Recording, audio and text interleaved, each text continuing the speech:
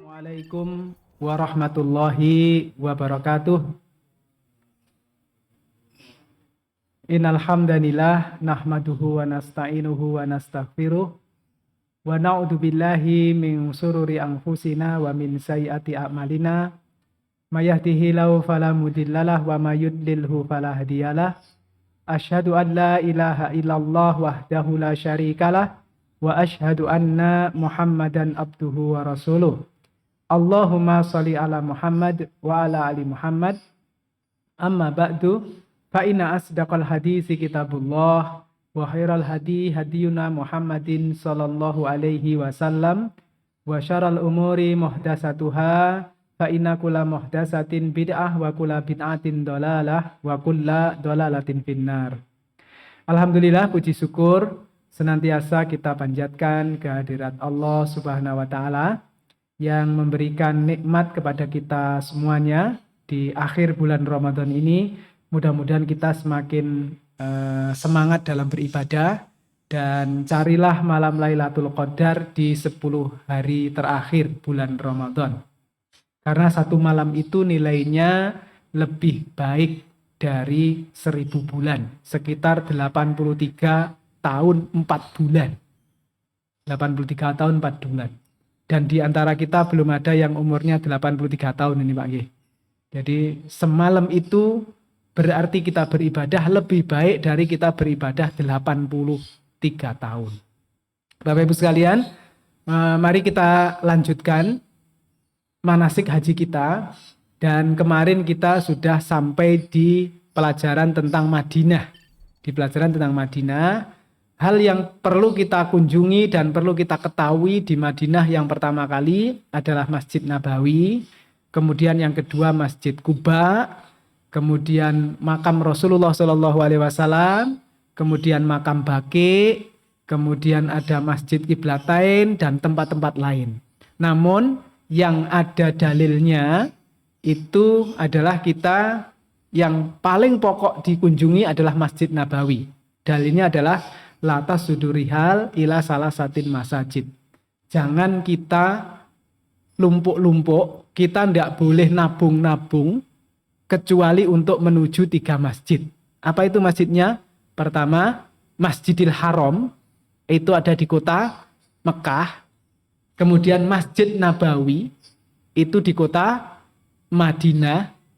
Dan yang ketiga, Masjidil Aqsa, itu yang ada di Palestina. Jadi hanya 3 masjid itu Bu, kita yang boleh kunjungan itu. Nah, kemudian juga kemarin kita mempelajari tentang Masjid Quba. Masjid Quba itu adalah masjid yang pertama kali dibangun oleh Rasulullah SAW, dan ketika itu beliau dalam perjalanannya hijrah dari kota Mekah ke kota Madinah. Barang siapa berwudu dari rumahnya, kemudian datang ke Masjid Quba, kemudian sholat sunnah 2 rakaat di Masjid Quba, mendapatkan pahala apa Pak? Mendapatkan pahala umroh. Berarti seperti dia mendapatkan pahala umroh. Nah, oleh karena itu maka ini ada syariatnya. Nah, kalau kita lihat kembali di Madinah itu berarti Masjid Nabawi, kemudian Masjid Quba, makam Rasulullah SAW berdampingan dengan makamnya Abu Bakar As-Siddiq radhiyallahu anhu dan Umar ibni Khattab radhiyallahu anhu. Itu berdampingan makam beliau bertiga ini. Kemudian Janatul Baqi, nanti kita akan lihat Masjid Baqi, pemakaman Baqi. Kemudian nanti ada tempat-tempat yang lain. Namun kita cukupkan Bapak Ibu sekalian pelajaran tentang Madinah ini sampai di sini. Jadi karena waktu kita sempit, panjenengan sudah harus berangkat nanti begitu bulan Syawal, Dzulqa'dah sudah siap-siap.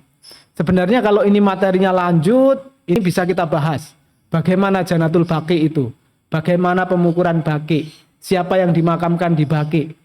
Nanti kita dibahas, tapi karena waktu mungkin kita nggak akan bisa masuk di sana. Sehingga kita cuplikkan saja yang paling penting.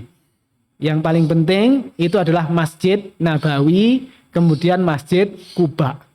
Gitu nggih, Masjid Nabawi, Masjid Quba. Masjid Nabawi kemarin masih ingat Pak ya? Masjid Nabawi itu tandanya adalah di sebelah utara di belakang itu berarti ada 2 menara kembar jejer. Kemudian ada kubah berjumlah berapa Pak? 5, 6, 7? Sudah 5. Nah, kembali ke ini Mas, ke masjid Mas, ke Masjid Nabawi Mas. Nah, ini lihat yang paling penting di sini Bapak Ibu sekalian. Jadi jenengan akan melihat sebenarnya ada 4 menara yang garis lurus. Kelihatan Pak, ada 4 menara yang garis lurus? Nggak yakin nggak? Jangan sampai nggak yakin loh. Ini kalau nggak yakin berarti ilmunya nggak hakul yakin.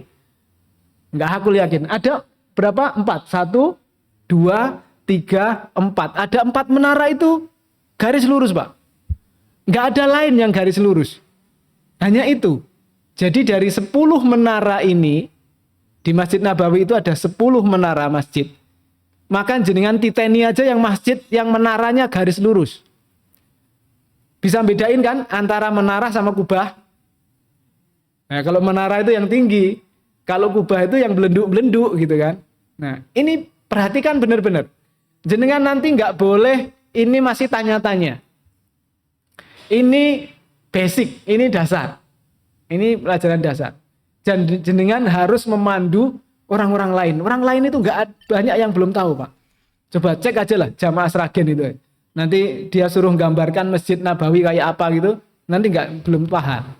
Nah, Masjid Nabawi lihat ada 4 menara yang garis lurus. Jadi ada 4 menara yang garis lurus.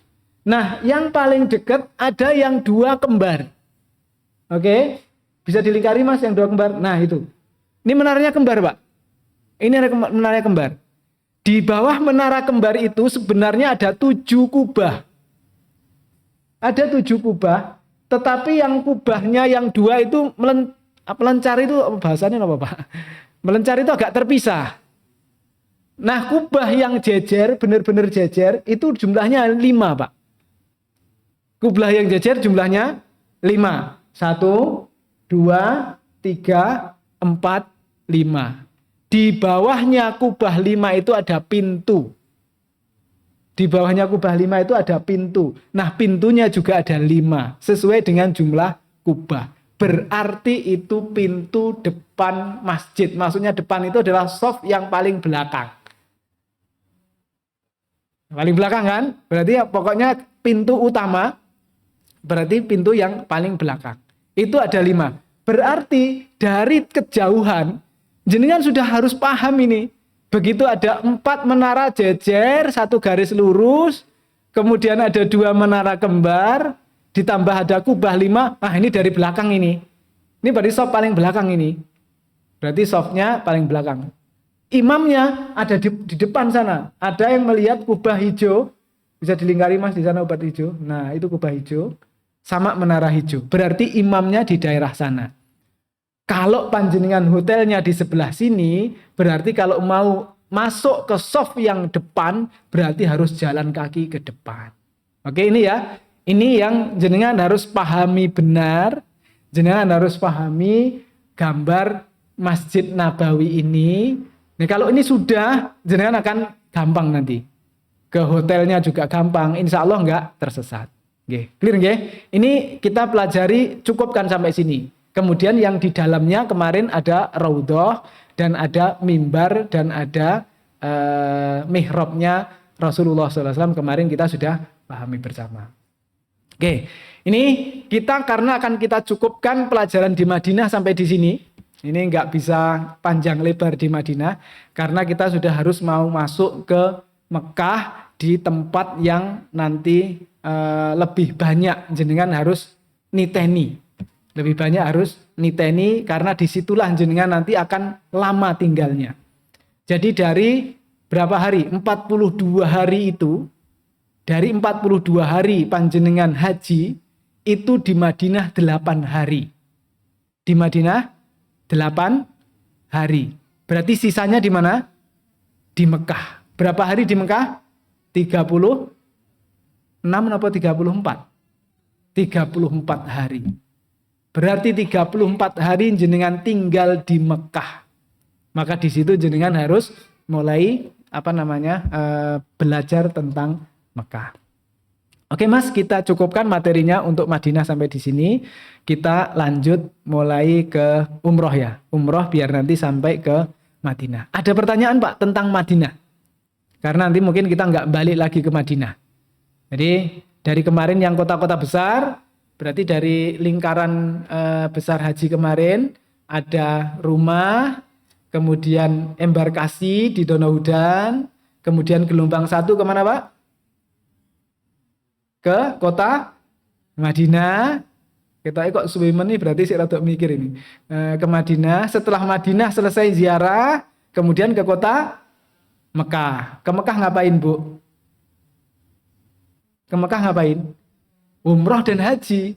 Nah, umroh dan haji selesai jenengan ke Jeddah, bandara terdekat, baru kemudian pulang lagi ke Solo, embarkasi Danau Hudan, baru pulang ke rumah. Ini guys, jadi di Madinah kita cukupkan pelajarannya sampai di sini. Kita masuk ke pelajaran umroh.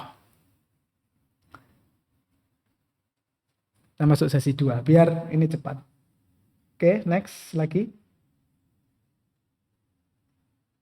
Oke, Bapak Ibu sekalian, sebelum kita masuk ke pelajaran umroh, maka yang perlu panjenengan benar-benar ketahui, dan ini harus dihafal di luar kepala, tentang bagian-bagian dari Ka'bah. Bagian-bagian dari Ka'bah. Ka'bah disebut juga dengan Baitullah. Ka'bah juga disebut dengan Baitul Atiq, rumah tua. Inilah rumah Allah, inilah Baitullah, inilah rumahnya Allah.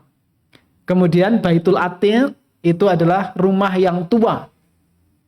Karena rumah ini sudah ada sejak zaman Nabi Adam alaihissalam dan ditinggikan pondasinya ketika zamannya Nabi Ibrahim dan Nabi Ismail alaihissalam. Jadi udah berapa kurun waktu itu? Jangan hafal nama-nama Nabi dan Rasul betul. Adam, Idris, Nuh, Hud, Soleh, Ibrahim. Ibrahim itu nabi yang ke-6. Nabi yang ke-6. Bersama Nabi Ismail, nabi yang ke-7. Nah, Bapak Ibu sekalian, ini baru ditinggikan pondasinya ketika zamannya Nabi Ibrahim alaihissalam.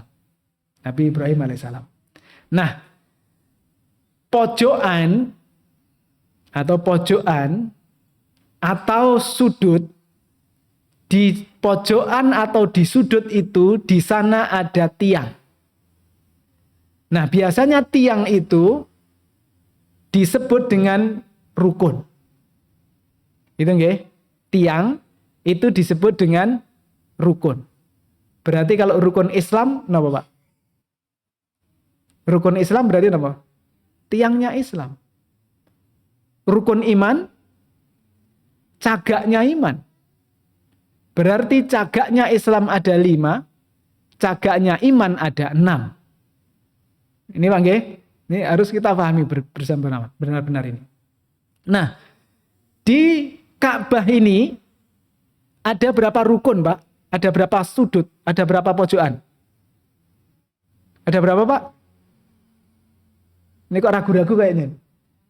Ada berapa? 4. Ini kayaknya masih ragu-ragu gitu, masih apa ini ya? Jelas ada 4. 1, 2, 3, 4. Berarti di Ka'bah itu ada 4 rukun. Rukunnya apa saja nanti kita pelajari. Ada 4 rukun.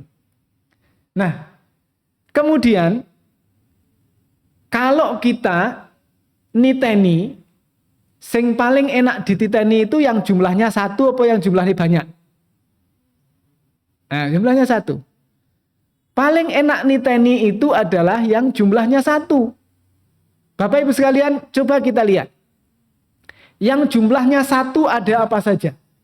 yang jumlahnya 1, pintu Ka'bah itu jumlahnya 1.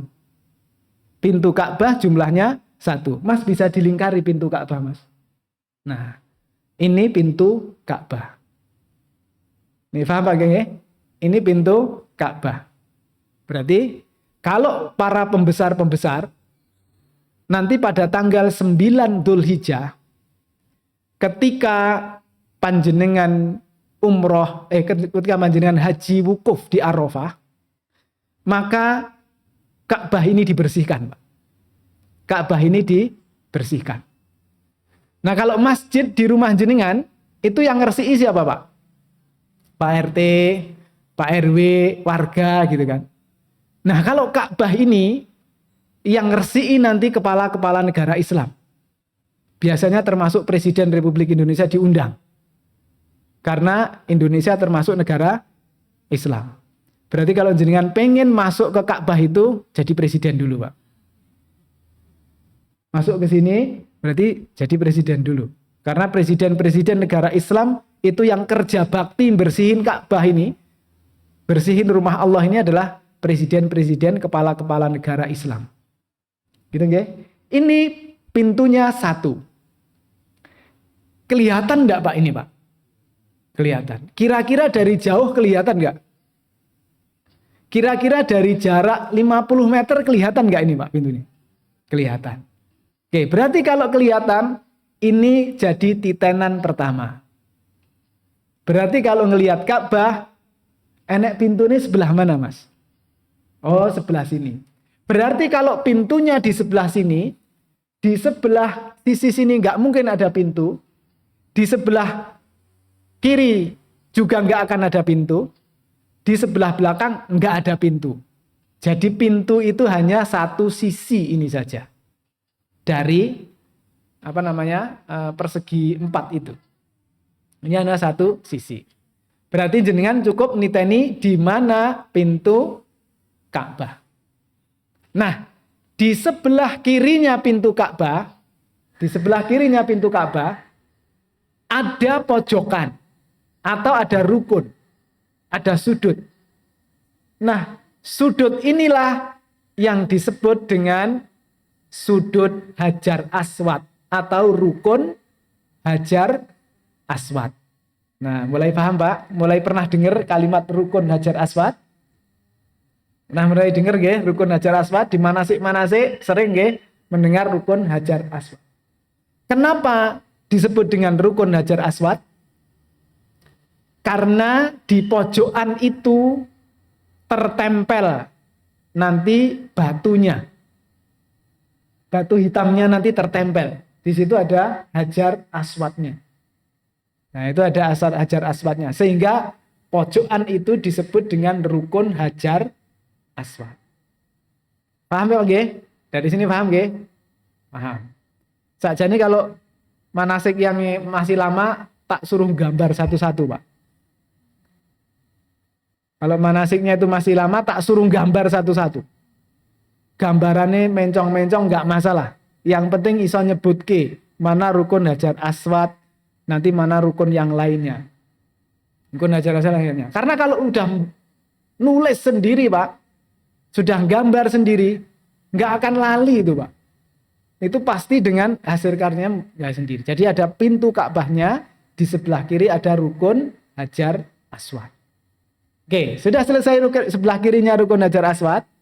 Kemudian kita bergerak ke kanan. Kita bergerak ke kanan.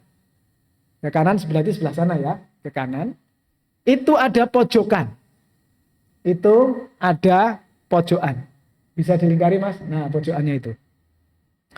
Pojokan itu disebut dengan rukun Iraki.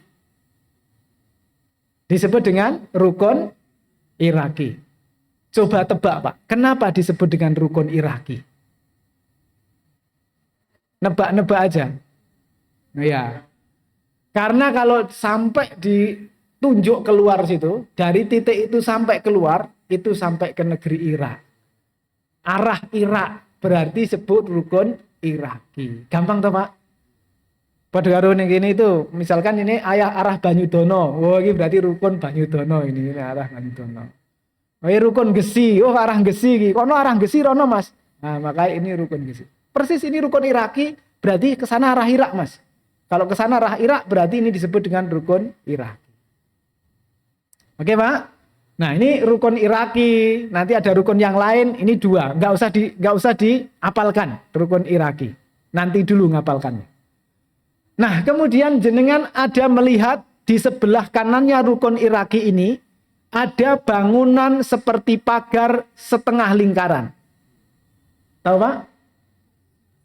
Bangunan seperti pagar setengah lingkaran disebut dengan Hijr Ismail. Kenapa disebut dengan Hijr Ismail? Kenapa kok di situ setengah lingkaran? Kenapa kok di situ setengah lingkaran? Nah, Bapak Ibu sekalian, Hijr Ismail itu termasuk dalam pondasi Ka'bah yang dulu dibangun oleh Nabi Ibrahim alaihissalam. Tapi karena kurun waktu dari Nabi Ibrahim, Nabi Ismail, kemudian Isa, Yakub, Yusuf, Ayub, terus sampai masa-masa, sampai akhirnya Nabi Muhammad, Khatamun Nabiyyin, penutup para nabi, Nabi Muhammad SAW, kurunnya sangat panjang. Dan Ka'bah itu ketutup dengan tanah. Ketutup dengan tanah. Jadi pondasi ini tutup dengan tanah. Ya seperti sekarang kita toh, Bu. Jenengan kalau punya rumah di Pungkruk situ kan, sekarang sudah tinggi jalan sama dengan tinggi plafon, gitu nggih. Udah kependem gitu kan. Nah, di situ. Nah, makanya ditinggikan di zaman Nabi Ibrahim alaihissalam itu ketutup dan ditinggikan oleh orang Quraisy. Ditinggikan lagi pondasinya oleh orang Quraisy. Namun pada saat itu orang Quraisy hanya mau menerima dari harta yang bersih. Untuk membangun Ka'bah ini hanya menerima dari harta yang bersih. Maksudnya bukan hasil judi, bukan harta haram, bukan ini. Orang-orang Quraisy sudah ngerti, Pak ya. Sudah bisa membedakan antara harta yang dicari dengan cara benar dengan harta yang dicari dengan cara yang salah. Maka yang boleh menyedekahkan hartanya itu hanya diambil dari harta-harta yang yang bersih. Nah, ternyata Bapak Ibu sekalian, harta yang bersih itu untuk membangun hanya cukup itu saja, sampai di situ saja, di rukun Iraki tadi itu, Pak. Sampai ke sananya entek danane, Pak. Sehingga hanya diberikan tanda dengan setengah lingkaran pagar itu. Nah, artinya apa ini, Pak? Artinya, kalau kita tawaf mengelilingi Ka'bah, harus mengelilingi Hijr Ismail. Karena kalau kita motong, nggak mengelilingi Hijr Ismail, berarti kita tidak mengelilingi Ka'bah. Paham? Ini konsekuensi pertama ya, Bang ya? Oke, makanya kita kalau tawaf nggak boleh motong di tengah-tengah itu. Pintu pagarnya ditutup itu, Pak. Sehingga biar orang-orang tidak, kalau tawaf tidak motong jalur. Sehingga benar-benar tawaf itu mengelilingi Ka'bah. Nguteri Ka'bah gitu ya. Nguteri Ka'bah. Oke, ini konsekuensi yang kedua. Konsekuensi yang pertama. Konsekuensi yang kedua, berarti kalau panjenengan berkesempatan sholat di dalam Hijr Ismail, artinya apa, Pak? Berarti jenengan sholat di dalam Ka'bah. Persis ketika Ibunda Aisyah radhiyallahu anha ketika meminta kepada Rasulullah SAW, wahai Rasulullah, saya sangat pingin sekali sholat di dalam Ka'bah. Pengen sholat di dalam Ka'bah. Gimana caranya? Maka Rasulullah SAW menyuruh Aisyah radhiyallahu anha untuk sholat di Hijr Ismail. Karena sholat di Hijr Ismail itu seperti sholat di dalam Ka'bah. Ini paham nih Bang ya? Makanya karena sholat di dalam Ka'bah, orang-orang pada berebut di situ. Orang-orang pada antri untuk mendapatkan kesempatan sholat di dalam Hijr Ismail. Silahkan nanti jenengan ke sana kalau misalkan antri, kalau bisa dimudahkan oleh Allah Subhanahu wa taala, berarti jenengan berkesempatan sholat di dalam Hijr Ismail, berarti sama dengan sholat di dalam Ka'bah. Baik, kita lanjutkan dari Hijr Ismail. Nah, kemudian sebelah kanannya rukun Iraki tadi, Pak. Di rukun Iraki, persis di atasnya Hijr Ismail itu ada talang. Ada talang. Yang namanya talang ya saluran air. Jadi kalau kena hujan, Ka'bah itu airnya ya keluar dari talang itu. Cuman warnanya memang warna emas. Makanya kalau orang Indonesia menyebutnya di sini talang emas. Jadi Bapak Ibu sekalian, tidak ada fadilah, tidak ada keutamaan di talang emas itu Bapak Ibu sekalian. Tidak ada hadis-hadis yang menyinggung-nyinggung tentang talang emas. Karena ada orang-orang yang kemudian kalau hujan gitu nadai soko talang emasnya itu loh Pak. Nadai banyu.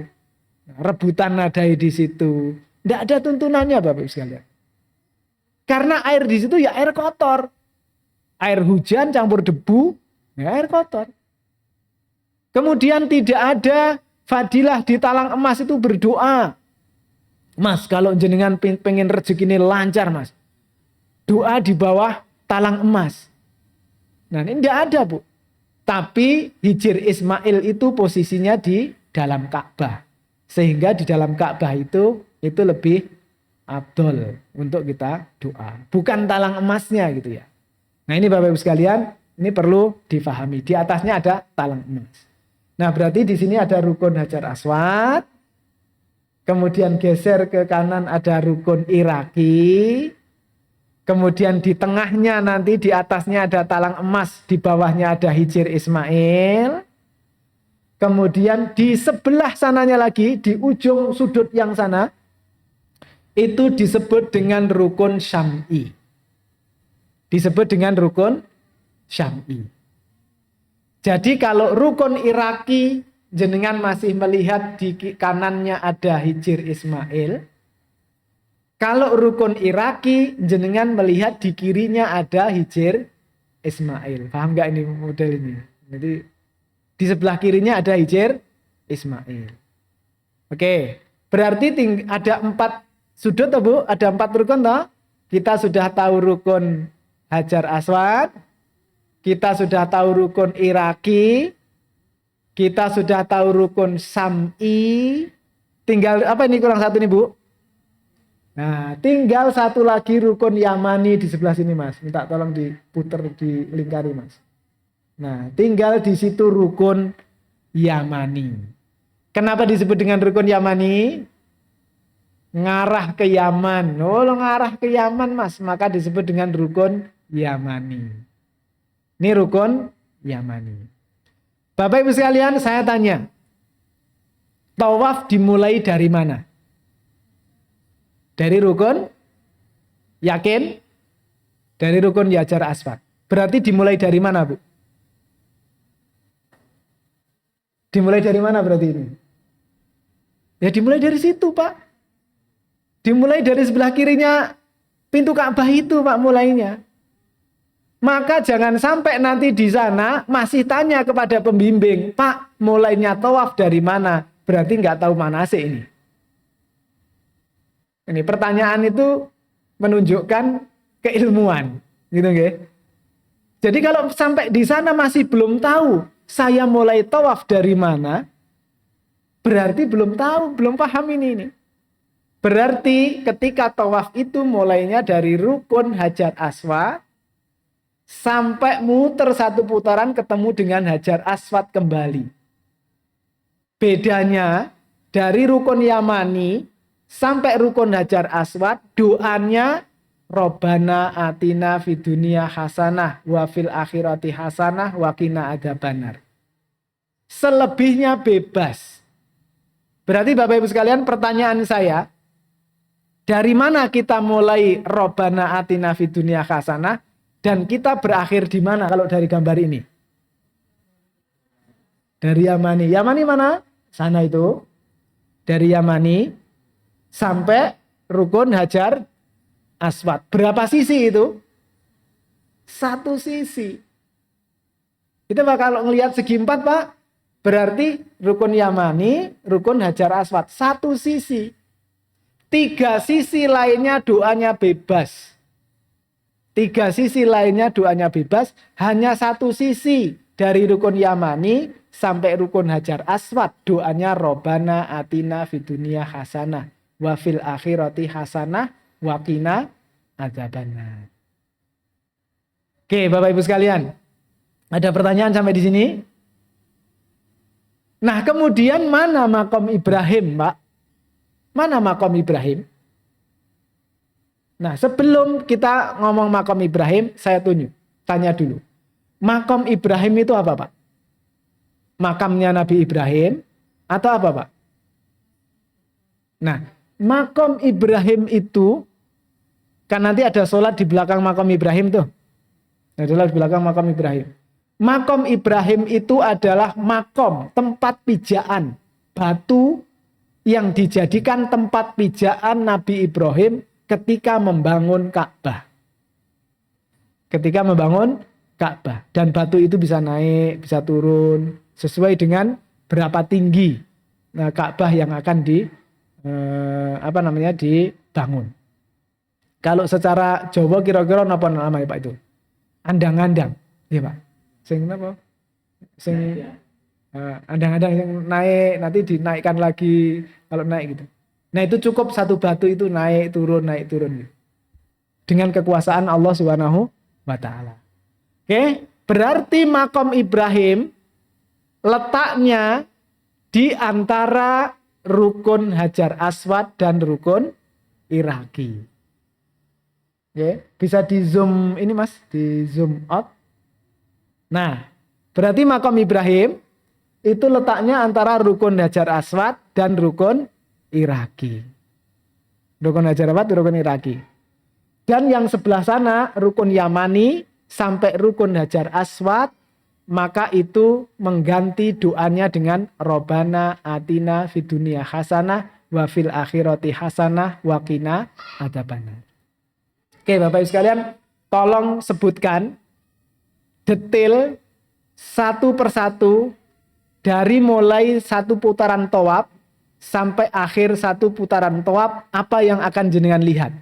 Oke, pertama satu. Oke, satu yang jenengan lihat ketika mulai tawaf apa, Bu?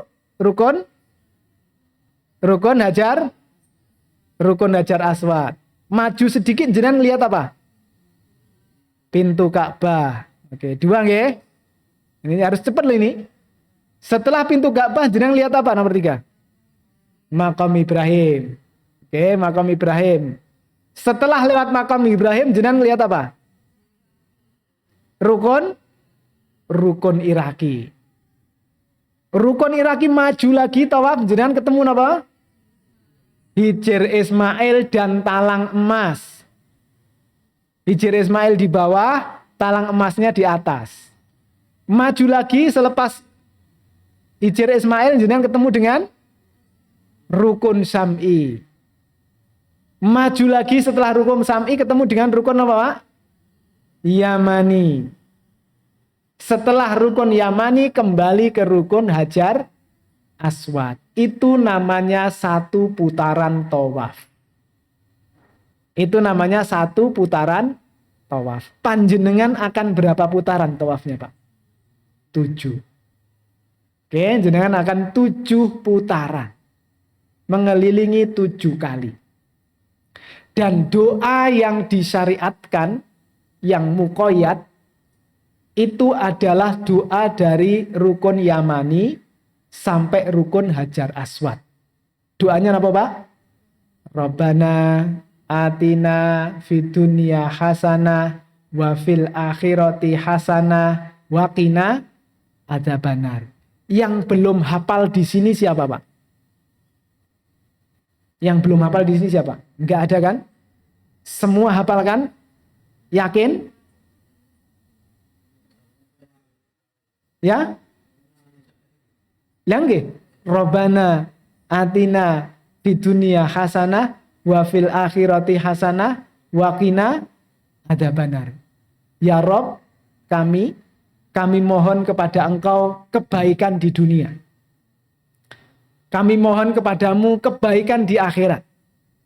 Dan kami mohon dijauhkan dari siksa api neraka. Robbana atina fid dunya hasanah wa fil akhirati hasanah wa qina adzabannar. Semua sudah hafal kan, Pak? Semua udah. Enggak usah megang buku, hafal nggih? Oke, hafal. Satu dulu itu, Pak.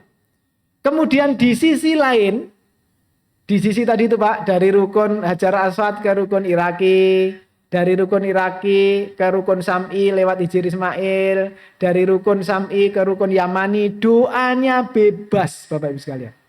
Dan boleh berdoa dengan selain bahasa Arab. Berarti doa bahasa Jawa bisa, Pak? Bisa. Jenengan lek doane Bapak pripun? Duh Gusti nyuwun pangapunten kagem Bapak kula. Ngoten nggih. Boleh napa mboten itu? Boleh. Perlu jenengan bawa kertas napa mboten? Mboten perlu. Berarti dari satu putaran itu jenengan butuh bawa buku napa mboten? Ndak butuh. Kalau toh jenengan nanti doakan bahasa Arab Bapak Ibu ya bisa. Allahumma firli wali walidaya warhamhuma kama robayani sohiro. Boleh dibaca di sana, Pak? Boleh. Jenengan paham maksudnya, Pak? Paham. Kalau kemudian jenengan mendoakan anaknya pakai bahasa Arab sedikit enggak apa-apa. Robbi habli minas solihin. Robbi habli minas solihin. Diulang-ulang terus gitu. Boleh, Pak? Boleh. Nah, oleh karena itu Bapak Ibu sekalian, kalau jenengan sudah hafal semua itu, berarti saat ini pun jenengan disuruh tawaf, sudah bisa napa dereng? Sudah bisa. Ya sudah bisa, Pak. Sudah bisa. Masih perlu pakai kalung-kalung itu enggak? Buku panduan gitu. Enggak perlu. Karena kalau jenengan pakai kalung-kalung itu, jenengan mudeng napa mboten arti doane? Allahumma imanan bika wa tasdiqam bi kitabika wa wafa'an bi ahdika wa tibaan li sunnati nabika Muhammadin sallallahu alaihi wasallam. Doa putaran pertama. Napa artine? Oh, enggak tahu. Allahumma jalni hajan mabrura wa sa'yan maskura wa dzamban maghfura wa tijaratan lan tabur ya alima ma fi sudur akhrisni ya Allah minadz zulumati ilan nur. Apal napa mboten niku? Doa niku. Nah, susah. Kira-kira dalam waktu 3 bulan ini jenengan bisa ngapal nih itu enggak semua itu, Pak? Kira-kira bisa ngapal enggak semua? Nah, oleh karena itu kita dituntut beribadah sesuai dengan kemampuan. Kita dituntut beribadah sesuai dengan kemampuan. Jenengan jangan konsentrasi ke buku. Justru jenengan konsentrasi kepada materi doanya. Apa yang kita minta. Begitu jenengan tawaf di sana, ya Allah, aku iso tekan Mekah tenan saiki ya Allah. Tak dongakne bapakku pakai bahasa Indonesia monggo, bahasa Jawa monggo. Ini boleh yang tadi itu, yang 3 sisi tadi itu. Silahkan. Dan itu akan membuat jenengan meneteskan air mata. Karena jenengan paham betul apa yang diminta. Beda dengan gerudukan gitu, Pak. Gitu nggih? Gerudukan. Terus kemudian dipandu oleh napa? Pembimbing. Jenengan mau ngomong amin, amin, amin gitu malah mikirnya wis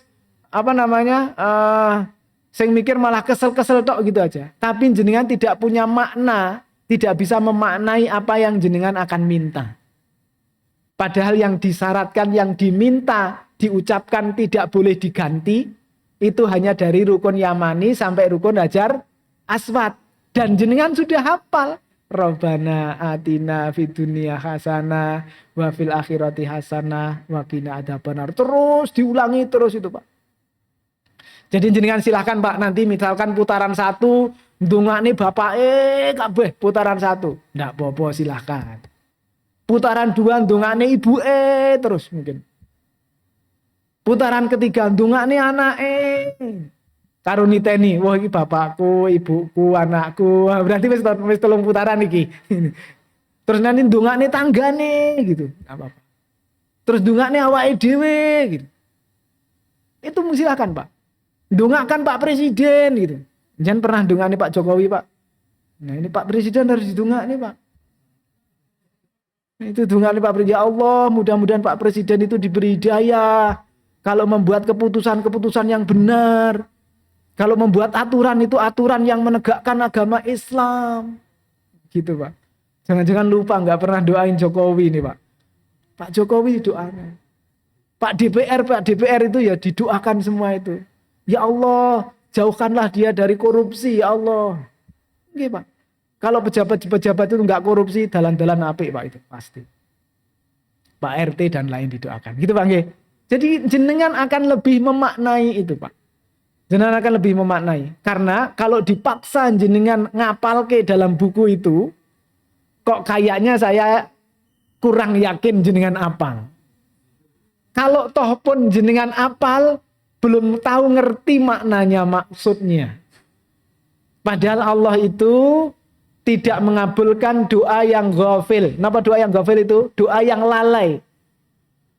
Doa lalai itu apa Bu? Mau umi-umi tok tapi nggak ngerti maksudnya. Cuma umi-umi saja doanya, tapi nggak ngerti maksudnya, minta apa ini. Mending karena tawaf ini boleh dalam bahasa Indonesia, silahkan berdoa bahasa Indonesia. Boleh berdoa dengan bahasa Jawa. Duh Gusti nyuwun pangapunten. Sedanten kelepatan kula. Monggo silahkan. Itu lebih bermakna. Dan jenengan nanti akan nangis semua Pak. Kelingan zaman SMP, ngerok pelem. Kelingan yang kantin, tahu limo ngaku. Si terlu, nah ini gitu. Nah, wah gimana ini cara bertobatnya itu? Nah, di situ tempat kita untuk memohon ampunan kepada Allah Subhanahu wa taala. Selesai Pak nggih? Kita udah pelajari Ka'bah, harus sudah paham nggih di Ka'bah. Monggo silakan. Itu dimulai dari apa? Itu dengan ini Pak ya. Istilam, nggih. Nggih. Subhanallah wa akbar gitu. Bismillahi Allahu akbar. Kemudian setelah itu jalan dengan doa yang bebas. Bebas. Kan ini bebas ini. Ya, sampai kemudian sampai rukun yamani. Lalu Rabbana atina fid dunya hasanah. Ya, itu satu putaran.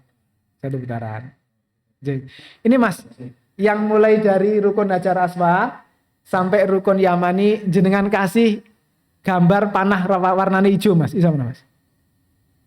Nah coba, tapi warnanya jangan merah, warnanya hijau. Nah ini, yang warnanya hijau ini aja Pak, yang Robbana atina fid dunya hasanah. Yang ini tok, yang Robbana atina itu. Selebihnya itu bebas. Nah Bapak Ibu sekalian, tadi yang ditanyakan tentang caranya Pak. Ya, padahal ini belum masuk cara ya. Tadi saya cuma nunjuk ini tempat-tempat tok ini, tapi enggak apa-apa. Nah, gimana caranya di Hajar Aswad? Di rukun Hajar Aswad itu gimana caranya Rasulullah? Ada 4 Pak. Ada 4. Pertama, di Hajar Aswad itu jenengan yang pertama disuruh mencium. Nomor 1 ini yang paling afdol itu mencium Pak. Kalau nggak bisa mencium, mengusap dengan tangan kanan. Jadi Hajar Aswadnya diusap. Angel ini nggih.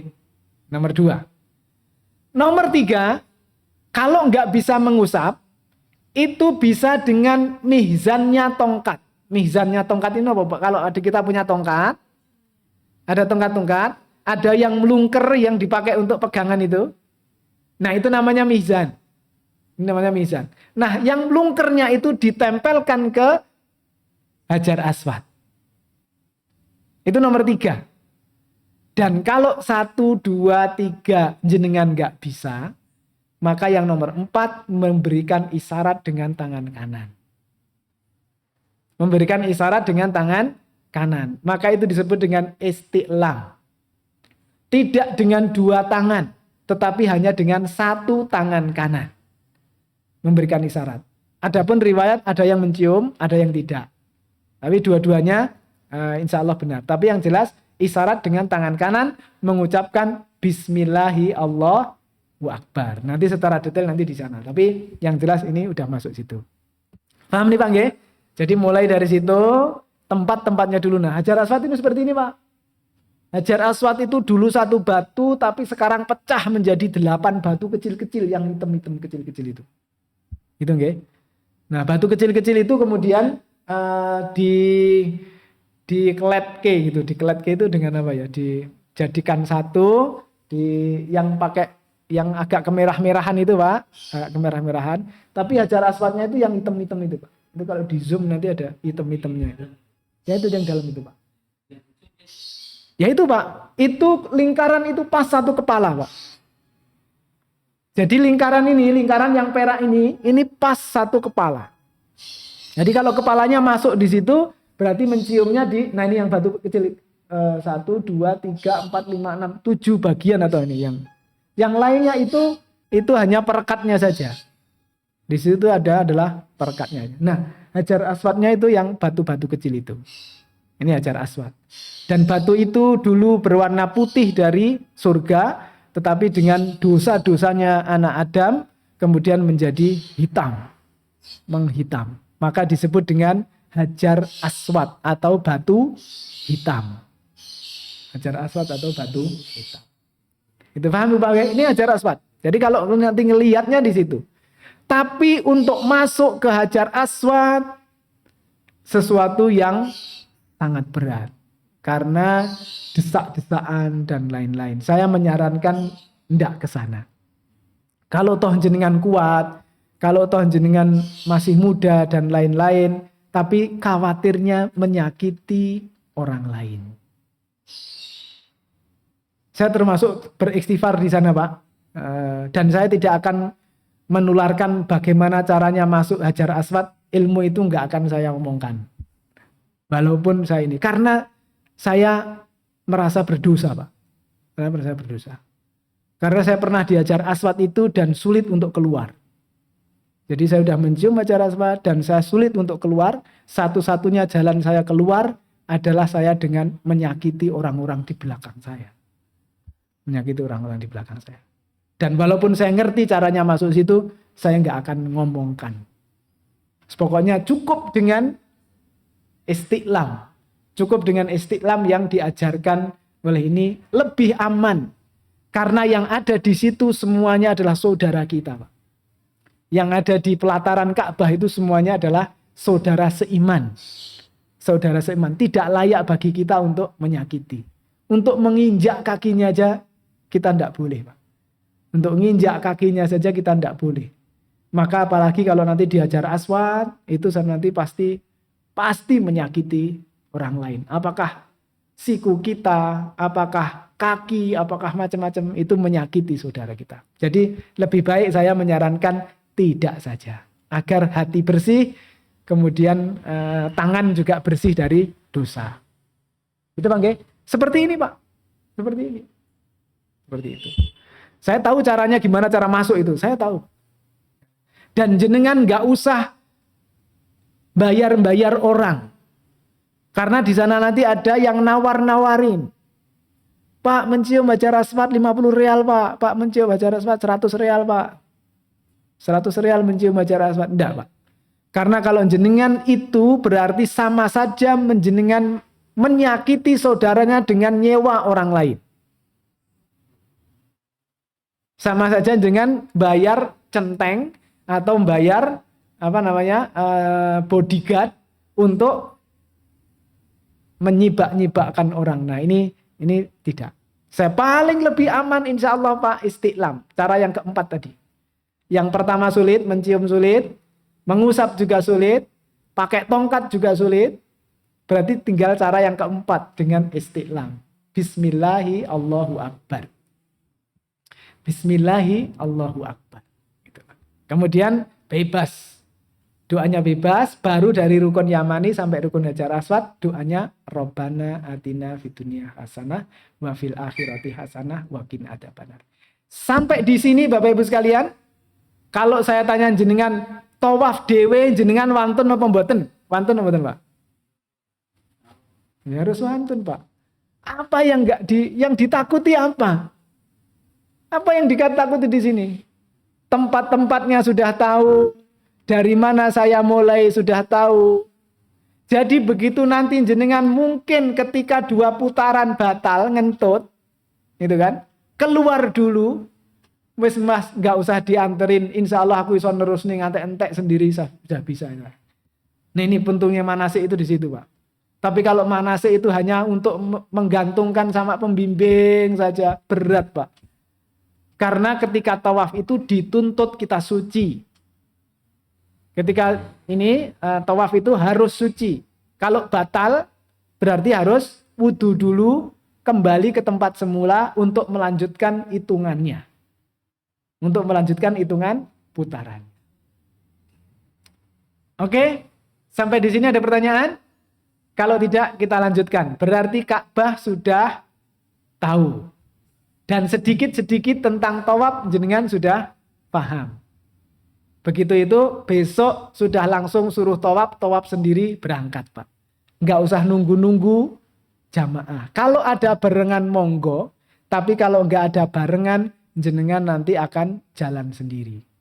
Dan di sana Bapak Ibu sekalian, ibadah tawaf itu hanya bisa dilakukan di Masjidil Haram. Tidak ada tawaf di Masjid Nabawi, nggak ada. Nggak ada tawaf di Sragen, nggak ada. Tawaf Muteri Sendang, nggak ada. Jadi ibadah tawaf itu hanya ada di Ka'bah. Hanya ada di Masjidil Haram. Nggak akan bisa di Sragen kita tawaf. Maka ketika sudah di sana, perbanyaklah tawaf sunnah. Perbanyaklah tawaf sunnah. Lah kalau nggak bisa sendiri, pas jenengan semangat tawaf, pas pembimbingnya rodok males, sida budal tawaf napa mboten? Mboten. Karena wedi arep tawaf sendiri. Tapi kalau jenengan udah yakin, ilmunya sudah ada, maka begitu kita badannya seger, enak, mumpung kita di sana dan badan lagi sehat, tawaf sendiri. Mengadu kepada Allah sendiri, mengeluh kepada Allah sendiri, langsung di situ berdoa kepada Allah sendiri, muter. Itu jenengan akan semakin meresapi doanya, dan insya Allah Allah akan menerima karena jenengan tulus, Pak. Berbeda dengan kalau tawafnya gerudukan gitu. Kalau tawaf gerudukan itu kayaknya kusuknya kurang. Ya, kusuknya kurang. Dan lagi kalau nanti ada yang kurang berjalannya gak bisa cepet. Kan ada orang-orang yang udah sepuh berjalannya harus pelan-pelan. Lek sing nom-nom mesti rakanten ngenteni rasa sabar. Nah, nom-nom itu maksudnya das cepet itu. Tapi ibu-ibu yang sudah sepuh ini kan harus pelan-pelan. Jadi kalau jenengan pelan-pelan dinikmati. Lah semakin pelan kan doanya semakin banyak atau Pak? Zikirnya juga semakin banyak kan? Jenengan dalam keadaan yang mulia pakai ihram, di tempat yang mulia di Masjidil Haram, ketika melakukan ibadah mulia umroh, lah ke tempatnya mulia, kondisinya mulia, jenengan dalam keadaan mulia, berdoa semakin banyak yang dikabulkan oleh Allah Subhanahu wa taala. Paling minimnya kalau jenengan nggak bisa berdoa, itu berzikir saja cukup. Subhanallah, walhamdulillah, wala ilaha illallah, Allahu akbar. Diulang terus, Pak. Jenengan jalannya pelan-pelan naik. Kaya kura-kura nggak apa-apa, Pak. Jalan pelan-pelan. Nggak ada yang ngejar-ngejar. Tapi kalau ikut rombongan, wah pasti kejar-kejar, Pak. Akhirnya ngos-ngosan itu, Pak. Ngos-ngosan. Saya udah biasa, Pak, karena sering saya bawa ibu-ibu tua. satu rombongan umroh atau ini, itu pasti nanti kepecah. Yang ruso-ruso duluan sana. Kalau saya mending ngancani yang mbah-mbah itu. Dan mbah-mbah melakukan sidi-sidi, ya ora apa-apa Mas sidi-sidi. Aku malah seneng aku. Ambil sidi-sidi doa ini, ayo mbah ini. Termasuk nanti sa'i juga demikian. Di sofa, lungguh dulu di bukit sofa. Wis duduk dulu Mas. Soalnya aku ndak kuat ini kalau bablas-bablasan ini kayak gini-gini ini. Wis duduk dulu. Tawaf 2 putaran duduk boleh napa mboten? Boleh. Lanjut lagi sesuai dengan kemampuan sehingga dengan demikian kita bisa khusyuk dan kita bisa mengatur nafas, ngatur dan lain-lain. Oke nggih? Paham? Monggo Bu, silahkan di belakang. Mic-nya bisa nggak kedengeran?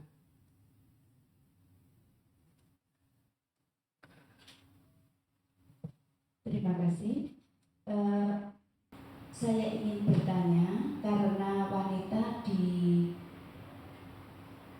dilarang tidak boleh berjejal-jejal. Nah, Ya. nanti alangkah baiknya untuk tawaf itu wanita memilih di waktu yang seperti apa.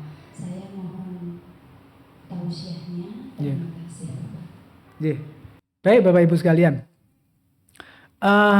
Kalau waktu Bapak Ibu mengenai waktu di tawaf itu, saya belum mendapatkan di Ka'bah itu benar-benar longgar gitu, saya belum dapat. Artinya di Ka'bah itu ya selalu padat, Tetapi Bapak Ibu sekalian, di sisi-sisi luar itu selalu ada tempat longgar. Di sisi-sisi luar ada tempat longgar. Jadi walaupun padat, ini di tempat-tempat luar ada yang longgar. Bisa di zoomkan ada gambar ini Mas. Nah biasanya selalu padat seperti itu Bu. Nah ini kok banyak kan di tengah-tengah itu Bu ya. Ini kita masih belum bahas masjidnya besar loh ya. Kita masih bahas yang tengah kecil itu loh Bu. Yang kotak di tengah itu tok itu. Nah ini ketika sholat seperti ini Bu. Ini ketika sholat seperti ini. Nah selesai sholat nanti dia langsung mabruk itu semua sudah sudah tawaf. Nah saya khawatir kalau jenengan nanti berdasarkan waktu, nanti nunda-nunda, begitu ditunda, kita nggak dapat, ini dalam longgar itu nggak dapat itu, ya mesti segitu aja gitu. Nah daripada gitu, mending sekuatnya kita kapan, kita masuk ke dalam ke dalam putaran tawaf, ya kita ikut putaran tawaf aja enggak apa-apa. Terima kasih. Gitu Bang. Karena nanti kalau nunggu, wah longgare ketoke bar subuh gitu. Bar subuh itu ya penuh, Bu. Gitu kan? Wah, longgare bar duhur. Bar duhur itu panas, Bu. Bar duhur panas. Jadi mungkin kalau milih-milih begitu kayaknya akan sulit, Bu. Lebih baik ketika kita sudah punya kesempatan, kita terjun masuk saja, tetapi jangan ngambil tempat yang desak di mepet. Kita agak di luarnya. Konsekuensinya kalau di luarnya berarti jalan kita menjadi lebih jauh. Jalan kita menjadi lebih jauh. Makanya kemarin ketika manasik selalu saya sampaikan bahwa jamaah calon haji olahraganya yang paling utama adalah jalan kaki. Kemarin saya minta 7 kilo jalan kaki, Pak. 7 kilo jalan kaki. Jadi minimal jenengan masih putranya gitu kan. Mas turung ukur ke Mas. Kira-kira sing 3,5 kilo ke rumah ini mana Mas? Ke sana. Jadi jenengan ke sana, balik, pulang 7 kilo. Jadi di 7 kilo itu jalan, Pak. 7 kilo. Jalan dengan kecepatan yang jenengan nyaman. Jalan yang kecepatan jenengan nyaman. Karena perkiraan saya itu satu putaran tawaf itu kalau di luar, itu sekitar 200 meter atau 300 meter gitu. Nah ini kali 7 itu 2,5 kilo. Kali 7 putaran itu 2,5 kilo. Kemudian nanti ketika di sa'i itu antara sekitar 700 meteran juga. Dari Sofa ke Marwah. 700 kali 7 berapa Pak? 4? Ya sekitar 4 kilo. 4 tambah 3 sekitar 7 kilo Pak. Bapak jenengan coba 7 kilo. Kalau kemarin itu saya di sini, dari tempat rumah saya ini ke Pungkruk itu 4 kilo Pak. Jadi kalau saya jalan kaki pagi-pagi ke Pungkruk, balik lagi, nah itu udah 7 kilo. Insya Allah udah aman ini Pak, untuk tawaf dan sa'i. 7 kilo itu udah aman untuk tawaf dan sa'i. Jangan olahraga itu tiap hari. Mungkin pada subuh, coba setelah puasa ini habis subuh sedikit. Sampai berapa? Sampai pulang, sampai kurang. Targetnya 7 kilo. Kalau sudah jalan 7 kilo PP, jarak 7 kilo, insya Allah udah aman. Itu untuk digunakan tawaf dan sa'i. Digunakan aman untuk tawaf dan sa'i. Nah soalnya seperti itu Pak, sa'i ini seperti ini. Sekitar 800 meter, 700 meter lah itu. Dari Bukit Sofa sampai ke Bukit Marwah. Ini Pak nggih, ini secara gedenya nanti kita belum pelajari. Ini sekitar kita belum pelajari. Nanti yang baru kita pelajari itu yang titik tengahnya tadi itu, yang kotak 4 Ka'bahnya dan Hijr Ismail. Nah, Hijr Ismailnya kelihatan Bu? Ada Hijr Ismail? Oke. Berarti yang di situ yang sebelah mengarah ke atas itu rukun apa itu, Bu? Nah, rada pikir ini. Nah, Iraki. Iraki, pasti jelas Iraki. Berarti kalau di sebelah kirinya Hijr Ismail pasti Iraki. Sebelah kanannya Hijr Ismail pasti Sam'i. Pasti Sam'i. Yang sebelah sini pasti rukun Hajar Aswad. Jenengan nggak bisa ngelihat ini saja udah tahu dari mana tempatnya tawaf. Gitu nggih? Nah, ini lek Jawa ngarani ilmu titen. Ini lek Jawa ngarani ilmu titen. Oke? Itu Bapak Ibu sekalian, sampai di sini cukup? Oke, moga silakan. Kalau tawaf itu harus di pelatarannya lantai 2, lantai 3 juga bisa. Oke. Untuk tawaf itu di semua tempat afdol. Karena tidak ada yang mepet itu lebih afdol daripada yang jauh. Itu enggak ada. Dan di sini lantai 2, lantai 3, lantai 4. Ada lantai 2, lantai 3, lantai 4. Cuman Pak, konsekuensinya kalau di lantai 3 jenengan jalannya lebih jauh Pak. Lebih jauh lagi. Jadi, tetapi ya lebih banyak doanya Pak. Tapi konsekuensinya jenengan harus jalannya lebih jauh. Cuman kalau yang di pelataran itu lebih dekat. Itu putarannya nggak sejauh kalau kita di lantai, nggak sejauh kalau di lantai atas. Nah ini Pak ya, jadi silakan, ini mau di lantai 2, lantai 3 boleh. Boleh, tidak ada yang mana lebih afdol, enggak ada. Karena semuanya di Masjidil Haram. Semua di Masjidil Haram. Cuman kalau di lantai 3 itu jauh sekali. Jauh sekali. Jadi saya pernah mencoba di atas itu, saya mulai tawafnya pas setelah sholat maghrib selesai. Setelah maghrib selesai, kemudian saya tawaf keliling jauh itu Pak, sambil setengah lari-lari gitu. Jalannya cepat gitu, jalan cepat sambil lari. Adzan Isya saya baru selesai. Adzan Isya baru selesai. Itu kalau di lantai atas. Jadi nggak ada ini. Ya silakan. Karena ada info yang di pelataran itu harus sampai info. Terakhir kemarin begitu. Jadi karena masih dalam proses pembangunan, beberapa tempat itu masih ditutup, ada pembangunan menara dan pembangunan pilar, maka di beberapa tempat ditutup sehingga yang boleh di pelataran itu yang umroh saja. Jadi kalau umroh berarti harus pakai kain ihram. Jadi yang boleh di pelataran. Yang tidak pakai ihram, tawafnya di lantai atas, yang tempat jauh tadi. Tapi ini insya Allah mudah-mudahan sudah selesai pekerjaan pembangunannya. Kalau Masjidil Haram pembangunannya sudah selesai, biasanya nanti bebas lagi. Kemarin itu dibatasi hanya karena masih banyak proyek penggantian lampu gitu Pak, penggantian lampu, penggantian kipas angin, penggantian pilar-pilar, ada tiangnya yang dibesarkan gitu. Jadi banyak alat berat di situ. Sehingga yang di bawah itu hanya yang umroh saja yang. Oke, ini sampai di sini selesai ya Pak.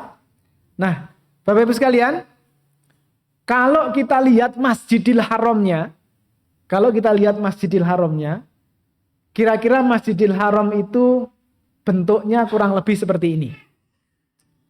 Ada yang sudah kelihatan terang-terang ini. Ada yang masih lampunya sedikit-sedikit di atas. Itu adalah area perluasan masjid. Jadi masjidnya itu masih diluaskan lagi ke sana, Pak. Jadi gimana? Nah, Bukit Sofa dan Bukit Marwa itu dua-duanya sudah di dalam masjid, Pak. Jadi nggak usah ditanya Masjidil Haram itu luasnya berapa, nggak usah Pak. Pokoknya Bukit Sofa, Bukit Marwa itu sudah di dalam masjid. Nah ini yang baru ya Mas ya. Ini sudah zoom, ini Sofa, ini Marwa. Ini fotonya masih banyak keren-keren gitu Pak. Ini masih banyak pembangunan masih banyak ini. Nah ini Sofa, yang sana Marwa. Nah, ini tempat sa'inya tadi. Clear nggih? Ka'bahnya cuma di situ tuh, Pak, di atas. Nah, yang lingkaran itu sekarang sudah nggak ada lingkaran. Itu dulu lingkaran bantuan. Itu dulu lingkaran bantuan, tapi sekarang udah nggak ada karena proyeknya udah selesai. Nah, area perluasan masjidnya itu di sana, Pak. Yang ke arah ke arah kanan atau kiri? Nah, ke arah sana itu. Itu perluasan masjid. Jadi masjid ini besar sekali. Kalau jenengan nanti maktabnya di Jarwal itu nanti kalau masuk ke masjidnya, pintu masjidnya itu tinggal sedikit, paling tinggal 200 meter, 100 meter.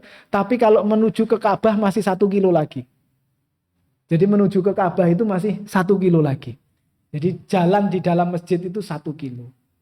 Jalan dari masjid 1 kilo. Ini sudah azan Mas? Hampir ya? Sampun nggih. Nggih, terpaksa sampai di sini dulu Pak, Ibu sekalian.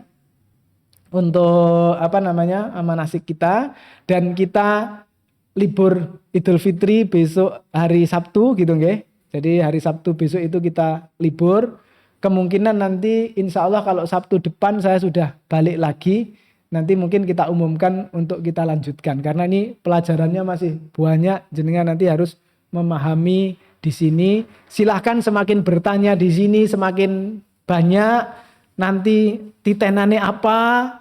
Ini masih harus kita pelajari lagi. Karena kalau tadi di Masjid Nabawi sing dititeni menara kembar sama ada 5 kubah sama kubah hijau itu jadi titenan. Nah nanti kalau di sini yang dititeni apa? Insya Allah nanti setelah Idul Fitri nanti akan kita bahas. Mungkin demikian. Kita cukupkan sampai di sini. Wa akhiri da'wana alhamdulillahirabbil alamin. Wassalatu wassalamu ala Rasulillahi sallallahu alaihi wasallam. Subhanakallahumma wa bihamdika asyhadu an la ilaha illa anta astaghfiruka wa atubu ilaih. Billahi taufik wal hidayah. Wassalamualaikum warahmatullahi wabarakatuh.